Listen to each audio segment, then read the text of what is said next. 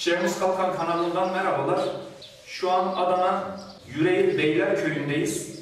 Yanımda Sakarya'dan gelen Kamil ustamız, yanında da Hasan Usta, kendisi Adana bölgesinde oluyor. Arkamda görmüş olduğunuz alana birazdan kendileri şömine uygulamasını gerçekleştirecekler.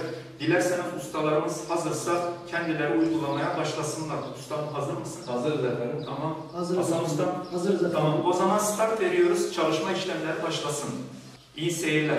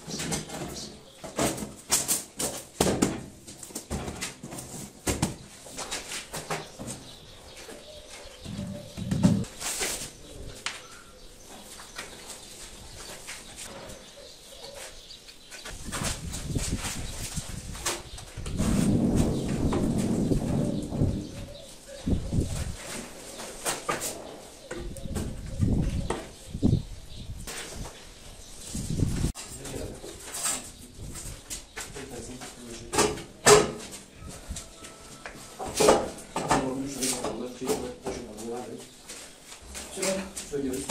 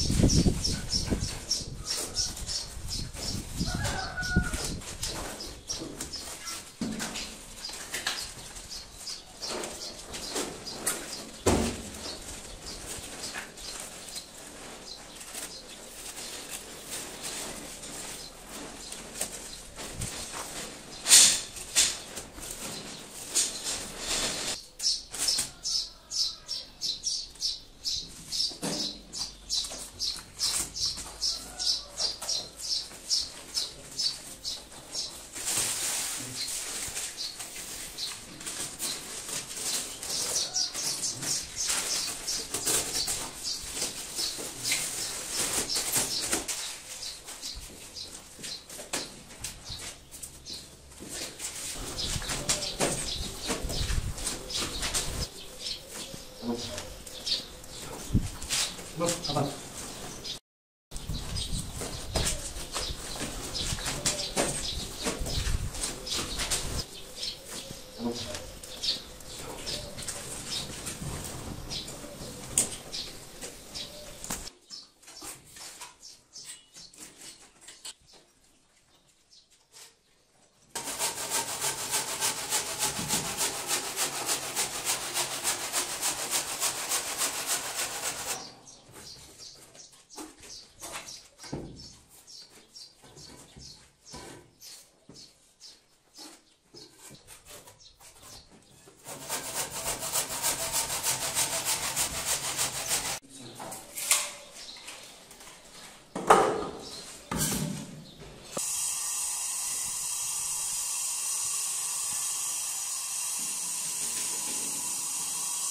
Değerli izleyenler, ustalarımız şömineyi başarılı bir şekilde bitirmiş oldular. Hasan ustamız kendisi Adana bölgesinde ikamet etmektedir. Dileyen ekranda görünen telefon numarasından kendisine ulaşıp hizmet alabilirler. Bu arada Kamil ustamızın da bu şömine yapımında bir hayli emeği geçti. Kendisi özellikle Sakarya bölgesinde kalmaktadır. Özellikle kendisine Ustalar Akademisi kanalından ulaşabilirsiniz. Açıklama kısmında özellikle linkini ekleyeceğim. Oradan numarası, videosuna ulaştığınız zaman numarasını da göreceksiniz. Test amaçlı şöminemizi birazdan tutuşturacağız. Şöminenin o yanış haliyle sizleri baş başa bırakıyoruz. Bir başka çekimde tekrar görüşmek üzere. Bu arada Kamil Ustam eline koluna sağlık. Hasan Ustam Teşekkür sizin ederim. de elinize Hayırlı kolunuza olsun. sağlık. Görüşmek üzere. Görüşmek üzere.